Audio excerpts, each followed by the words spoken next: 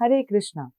हर महीने की कृष्ण पक्ष की चतुर्दशी को शिवरात्रि कहते हैं, लेकिन फाल्गुन मास की शिवरात्रि को महाशिवरात्रि कहा जाता है। शिव यानी मंगल या कल्याणकारी। वे शंकर, शंभु, महादेव, महेश, रुद्र आदि नामों से भी पुकारे जाने वाले आदि देव हैं, जो इस भौतिक जगत के नियंता भी हैं। ब्रह्म संहिता में ब्रह्मा जी बताते हैं कि जिस प्रकार दही दूध से ही उत्पन्न होता है, परंतु दूध का विकृत स्वरूप है, उसी प्रकार शिव जी भी इस भौतिक जगत के नियंता के रूप में ब्रह्मा एवं विष्णु के साथ सृष्टि के संचालन में सहायता करते हैं।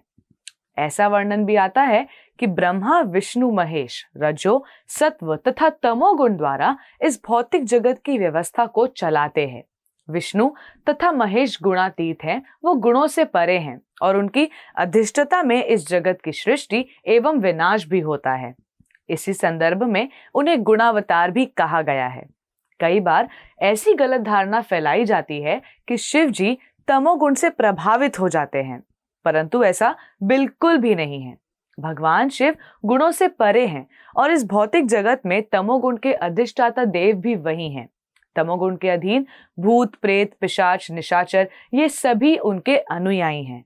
कई बार ऐसी गलत धारणा फैलाई जाती है कि शिव जी तमोगुण से प्रभावित हो जाते हैं, परंतु ऐसा बिल्कुल नहीं है।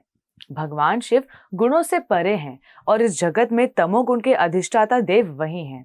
तमोगुण के अधीन भूत, प्रेत, पिशाच, निशाचर ये सभी उनके अनुयायी हैं। महाभारत के अनुशासन पर्व में विष्णु के सहस्त्र नाम में शिव, स्थानु एवं रुद्र नाम से एक अर्थ ये भी निकलता है कि दोनों में कोई भी भेद नहीं है।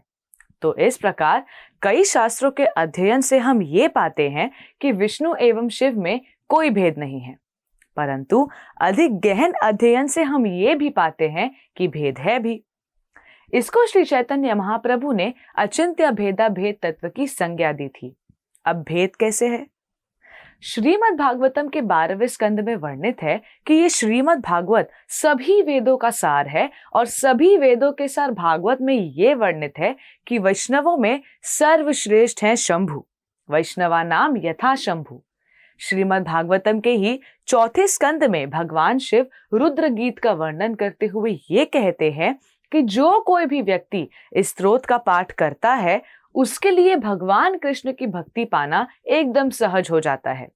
वैष्णव परंपरा में से एक रुद्र संप्रदाय के भक्त भगवान शिव द्वारा प्रदत्त कृष्ण भक्ति के मार्ग का अनुशीलन करते हैं तथा इस परंपरा के आचार्य हैं श्री विष्णु स्वामी जी।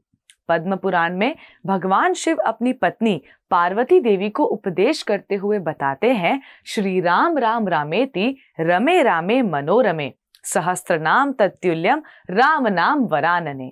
अर्थात हे रमा, हे सुमुखी, राम नाम विष्णु सहस्त्र नाम के समान है। मैं सदा राम का स्तवन करता हूँ और राम नाम में ही रमण करता हूँ। इस प्रकार शास्त्रों के गहन अध्ययन से हम ये पाएंगे कि भगवान शिव और विष्णु के बीच कोई ज्यादा भेद नहीं है और शिव जी भगवान विष्णु को अपना आराध्य मानते हैं। श्रीमद् भागवतम के ही 8वें स्कंद में भगवान शिव द्वारा भगवान विष्णु के मोहिनी अवतार के दर्शन हेतु याचना करने पर विष्णु जी ने उन्हें मोहिनी रूप के दर्शन तो दिए, परंतु हुआ क्या? विष्णु जी ने अपनी माया द्वारा मोहिनी के प्रति शिव जी का आकर्षण उत्पन्न किया और इस प्रकार उन्हें भ्रमित कर दिया।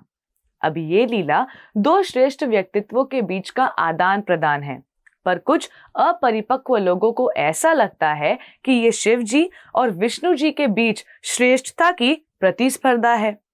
ऐसी सोच बहुत ही निम्न कोटि की मानी जानी चाहिए। भगवान कृष्ण की रासलीला में भाग लेने के लिए बहुत ही आतुर होकर भगवान शिव जी ने गोपी का रूप भी धारण किया था और आज भी हम देख सकते हैं कि श्रीधाम वृंदावन में उन्हें गोपेश्वर महादेव के रूप में पूजा जाता है, जहां उनका श्रृंगार एक गोपी के समान किया जाता है। भगवान शिव हर धाम के क्षेत्र पालक के रूप में धाम की रक्षा भी करते हैं। मथुरा में वे भूतेश्वर महादेव के रूप में उपस्थित हैं, वहीं मानसी गंगा गोवर्धन में वे चकलेश्वर महादेव के रूप में उपस्थित हैं। नंदगांव में वे नंदेश्वर महादेव के रूप में उपस्थित हैं और कामयवन में कामेश्वर महादेव के रूप में, और श्रीधाम वृंदावन के दिक्पाल हैं गोपेश्वर महादेव जी। ऐसा भी माना जाता है कि गोपेश्वर महादेव भक्ति में आने वाली सभी क्लेशों को हरते हैं तथा वृंदावन में भगवत प्रेम को सभी के लिए सुलभ कराते हैं। ऐसा भी माना जाता है कि भगवान शिव की अनुमति के बिना किसी को भी धाम में प्रवेश करने की अनुमति बिल्कुल नहीं मिलती। इसलिए आइए हम भी भगवान शिव आशुतोष भोले भंडारी से प्रार्थना करें कि कृपया हमारे हृदय में बसी भौतिक संसार के भोग करने की इच्छा को निकाल बाहर कर दें और भगवान कृष्ण के प्रति पूर्ण समर्पित भाव से भक्ति करने में आने वाली सभी बाधाओं को हटाएं, ताकि हम इस जीवन मृत्यु के चक्र से बाहर निकल सके और जीवन के अंत में भगवत धाम प्राप्त कर सके। आप सभी को महाशिवरात्रि की हार्दिक शुभकामनाएं। धन्यवाद। हरे कृष्णा।